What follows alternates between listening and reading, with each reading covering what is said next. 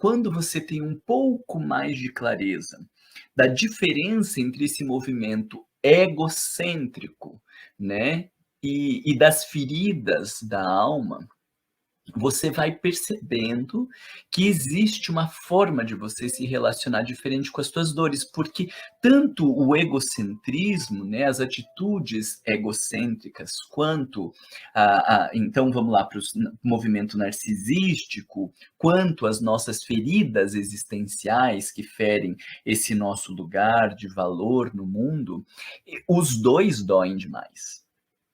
Mas quando você entende a diferença de um e de outro, vai ficando para você mais claro que existe uma dor que ela precisa de um acolhimento, como que eu vou dizer? Um acolhimento mais gentil, um acolhimento mais materno.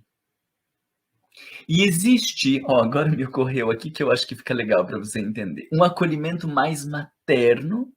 E existe uma outra dor, que é a dor do egocentrismo, que também precisa de um acolhimento, mas a gente vai chamar isso agora de um acolhimento mais paterno, que é assim: dá uma segurada, meu filho, né? A mãe, pensando arquetipicamente, né, é aquele lugar de nutrição e de cuidado que aconchega, né. E o pai, ele pode oferecer um lugar de cuidado, porque a contenção, ela também é uma forma de cuidado.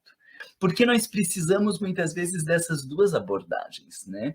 E quando o paterno entra na ferida que precisava mais do acolhimento materno, dá problema. Quando o materno entra na postura egocêntrica que precisava dessa contenção paterna, então também vai ter problema. O narcisismo é a atuação do Narciso. Narciso era um homem belo, extremamente arrogante, que não conseguia se relacionar, que não conseguia se dar ao outro. E uma das hipóteses que nós temos é que ele não conseguia se dar ao outro, porque ele não conseguia enxergar a sua própria beleza. Então, nós estamos pensando, quando nós usamos muitas vezes essa ferida narcísica, nós estamos falando de uma ferida no nosso lugar de valor, uma ferida no nosso lugar de importância, que não é o narcisismo. A ferida narcísica é essa dor que nós, enquanto humanidade, carregamos, que está conectado a não reconhecer a nossa importância, a não reconhecer a nossa beleza, a não reconhecer o nosso valor, a não reconhecer o nosso lugar no mundo. A ferida narcísica, nesse sentido, ela precisa de cuidado. Essa é a abordagem do materno. Eu sou importante, eu tenho um lugar no mundo, mas não é eu sou importante pelas tarefas que eu realizo, não é eu sou importante pelo dinheiro que eu tenho, não é eu sou importante pelos cargos que eu tenho, não é eu sou importante pela quantidade de followers que eu tenho na internet. Eu sou importante porque eu sou esta pessoa. Eu sou único. É este lugar no mundo que eu ocupo e que ninguém mais ocupa, independente do que eu faça. Porque esta perspectiva utilitarista, ela atrapalha o nosso olhar. Não é pelo que eu faço que eu tenho um lugar no mundo, é pelo que eu sou. O que eu estou te dizendo é que a ausência deste senso de importância, a ausência deste senso de valor, ela gera um buraco, ela gera uma dor existencial que precisa de acolhimento, que precisa deste colo materno dizendo: "Tá tudo bem". Porém, existe uma outra dor, que é a dor do egocentrismo, que é a dor do narcisista, que é a dor do sujeito que quer sempre estar no lugar de centralidade. Olha como pode ser tênue esta divisão entre uma coisa e outra. Este lugar de centralidade que o ego quer se atribuir, ele tem relação com a ferida narcísica, claro. Mas como ele é uma atuação egóica, como ele é uma ação para tentar compensar a ferida existencial, não merece acolhimento da mesma forma que a ferida existencial, merece contenção.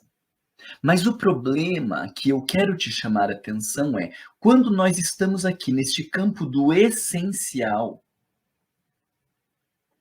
e você não se cuida, e você não se valoriza, você entra num percurso autodepreciativo que pode gerar ressentimento, que pode gerar doenças autoimunes, que pode ter a ver com um quadro depressivo, que pode ter a ver com um monte de complicações existenciais, porque você está sendo tocado nos teus elementos essenciais. E como são elementos essenciais, eles não podem deixar de existir, eles precisam ser atendidos. Porém, quando você está aqui na dimensão egocêntrica, de querer um lugar maior do que você merece, de querer um lugar de centralidade que não te cabe, de querer uma importância que não é o teu valor, que não é o teu lugar, você se perde existencialmente, porque você vai querer uma coisa que não é tua. E essa atuação egocêntrica precisa ser contida. Precisa do pai dizendo: ei, baixa a bola, você é importante, você tem teu valor, você tem teu lugar no mundo, mas calma lá, não é para tanto. Quando você entende isso, você está o tempo inteiro se perguntando: eu não quero que a partir da minha fala você ache que você pode definir uma linha que define uma coisa e outra. Eu estou o tempo inteiro me batendo com essa linha, né? Isso é existencial ou isso é egocêntrico, né? Isso é a necessidade da minha alma, poderíamos dizer assim, ou são fantasias do meu ego? Isso está tocando naquilo que precisa ser atendido, porque senão não dá para continuar? Ou isso é uma exigência egóica que eu preciso podar? É sempre perguntando, é sempre perguntando. E talvez, minha gente, uma coisa que torne ainda mais delicada essa nossa conversa é que, numa mesma relação, você pode ter os 2 aspectos. Este lugar existencial, ele não é o lugar narcisista. Ele é o indivíduo aprendendo a cuidar das suas feridas narcísicas, no seu lugar de valor, o seu lugar existencial. É o sujeito aprendendo a estar no mundo por uma conexão interna, independente da experiência externa. Isso faz toda a diferença. Por que um egoísta fica querendo tudo para ele, né? Só pensa nele, a gente vai dizer assim: "Nossa, só pensa nele". Gente, em termos psicológicos profundos, um indivíduo só pensa em si não porque ele é mau em si, ele só pensa em si porque internamente ele vive uma miséria existencial. Ele não tem nada. Ele não sabe do seu lugar. Ele não sabe do seu valor. Ele não sabe da sua importância. Ele acredita que se ele não fizer por ele acredita que se ele não agarrar as coisas e se ele não trouxer para ele com unhas e dentes, ele não vai ter nada. Porque ele não tem valor. Porque ninguém vai olhar por ele. Porque ele não tem importância. Então, o sujeito narcisista, o sujeito egoísta, o sujeito arrogante, o sujeito que se coloca no centro, por que ele precisa estar no centro de um grupo? Pensa bem em termos existenciais, o que faz um sujeito acreditar que ele precisa estar no centro de um grupo? Se não o medo de ser desprezado. Talvez ele tenha uma certeza lá dentro de que se ele estiver no lado, ninguém vai olhar para ele. De que se ele não estiver no centro, não existe vida. Se ele não for o primeiro, ele não vai ter lugar na sociedade. Ele não vai ter a apreciação das pessoas. Ele não vai ter o amor do mundo. Então ele precisa estar no centro. Porque ele acredita que o lugar, o valor e o amor vai ser decorrente desse status que ele está conquistando. Porque ele não acredita que ele pode ter um lugar, um valor e um amor por quem ele é. E aí, isso faz tanta diferença na nossa sociedade. Isso faz tanta diferença nas nossas relações. Porque aquele sujeito egoísta que você está convivendo e que você combate, que você critica, o que eu estou te dizendo aqui é que ele precisa de mais amor. Ele precisa de mais cuidado. Porque ele não acredita que ele mereça o amor e cuidado. E ele vai começar a oferecer algo para o outro quando ele tiver condição de perceber o desvalor que existe dentro dele, para começar a cuidar, voltamos aqui para o outro ladinho, para começar a cuidar das feridas existenciais. E quando ele começar a cuidar das feridas existenciais e enxergar o seu valor e a sua beleza, ele poder ofertar algo para o mundo. Olha que jornada longa. Mas essa jornada, ela também serve para você pensar nos teus traços narcísicos, nos teus traços egoístas, nos teus traços arrogantes, nesse teu movimento de querer tudo para você e muitas vezes não olhar para o outro. Você precisa falar de você. Você precisa se promover. Mas por que que você precisa falar de você e se promover? Porque você é um arrogante? Porque você é uma pessoa egoísta? Não. Isso fala da tua dor. Isso revela que você não tem nem consciência que você tem uma ferida existencial. Então você atua no mundo querendo se promover. E por isso precisa da contenção paterna de dizer: ei, você não está no centro. Você não vai estar sempre no centro. E não é tudo do seu jeito. Porque esta postura de contenção, a hora que então eu não estarei no centro, a hora que eu paro de atuar egoicamente e não estou no centro, o que que começa a aparecer para este sujeito narcisista? O que que começa a aparecer para este sujeito egocêntrico? O que que começa a aparecer para o sujeito egoísta? A sua dor, o seu medo, o desespero de, em não estando no centro, não ser importante. Em não estando em destaque, não ser visto e não ter valor. Em não estando no pódio, ser abandonado.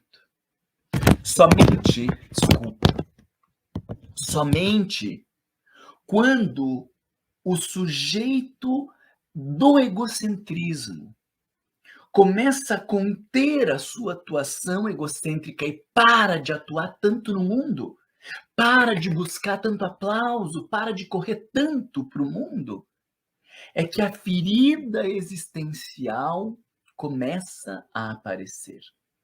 Porque, de contrário, quando nós estamos atuando egoisticamente, egocentricamente, fazendo tudo isso, nós estamos tentando colocar uma cobertura por cima da ferida.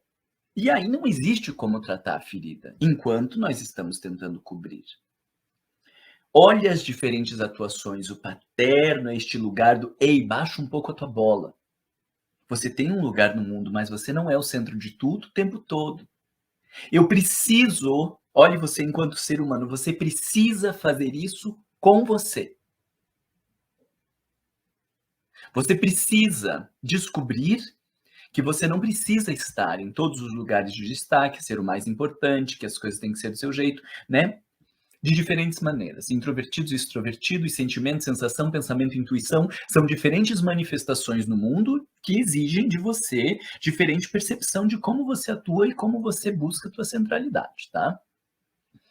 Não fica só com os meus exemplos, porque eu sou um extrovertido do tipo pensamento e intuição. Então, eu atuo de um jeito, e eu não consigo dar exemplos de todos os perfis aqui, e os exemplos de introvertidos são muito mais difíceis para mim. Mas você faz o teu exercício de perceber as tuas estratégias de querer ter os lugares de centralidade. Aí eu estou falando que quando você começa a conter estes lugares de centralidade, vai aparecer a tua dor. Aí aparece a ferida. E aí, esta é a hora de maior dificuldade.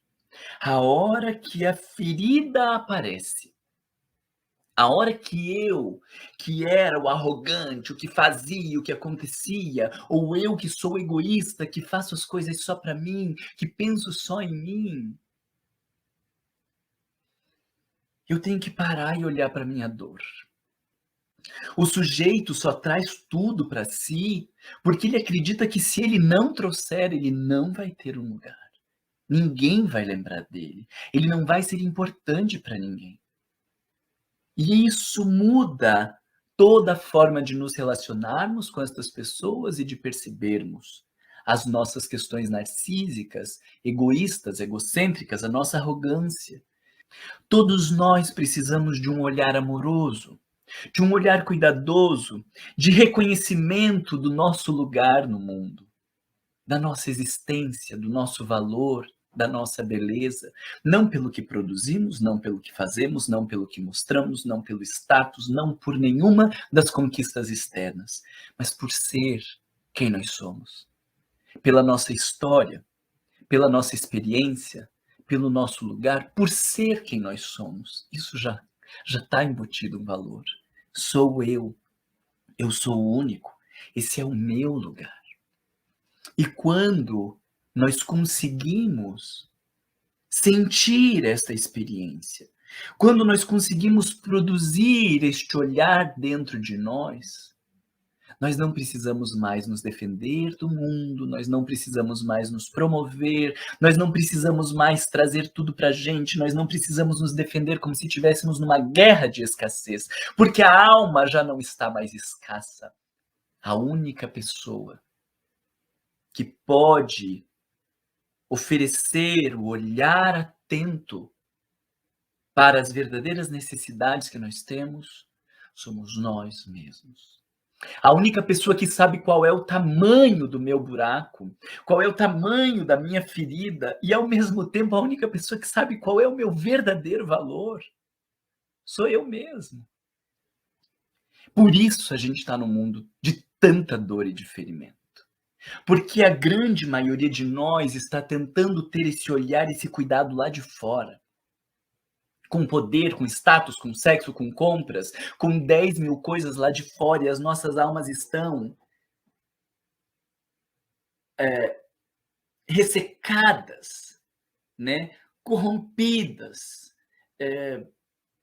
frágeis, sem cuidado nenhum, esfaceladas.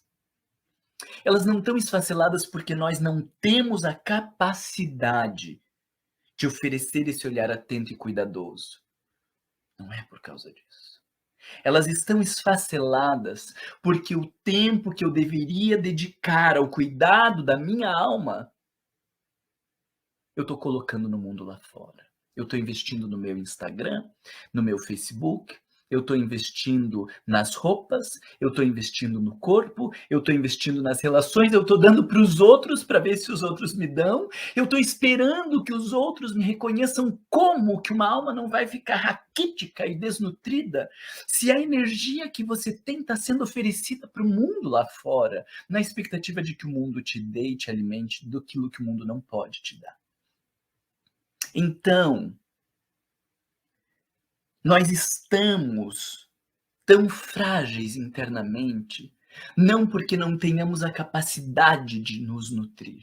Nós estamos frágeis internamente porque nós estamos gastando o nosso tempo esperando que o mundo possa nos nutrir. Nós estamos nos dando para o mundo na expectativa de que ele vai nos nutrir, não vai. A única pessoa que pode olhar para você, reconhecer a tua dor, o teu percurso, o teu lugar e o teu valor é você mesmo. A única pessoa que pode tratar do teu narcisismo, do teu egocentrismo, das tuas feridas, é você mesmo. E quando você reconhece o teu lugar, quando você enxerga esse lugar, é o narciso, olhando para a imagem refletida no lago. Quando você se enxergar de verdade, quando você enxergar-se lá refletido no lago, o narcisismo morre, o egocentrismo morre, o egoísmo morre. E o que nasce naquele lugar? Uma bela flor, delicada, colorida, perfumada. Esse é o nosso desafio existencial. Ir para dentro, nesse sentido de que somente você pode nutrir a sua alma. Somente você pode reconhecer toda a tua trajetória. Somente você pode dar o valor que você merece, o teu olhar, o teu cuidado, a tua admiração, o teu respeito te nutre. É a tua beleza. E essa beleza que destrói o egoísmo, o egocentrismo, o narcisismo. Essa beleza é o cuidar das feridas que define o teu verdadeiro lugar no mundo.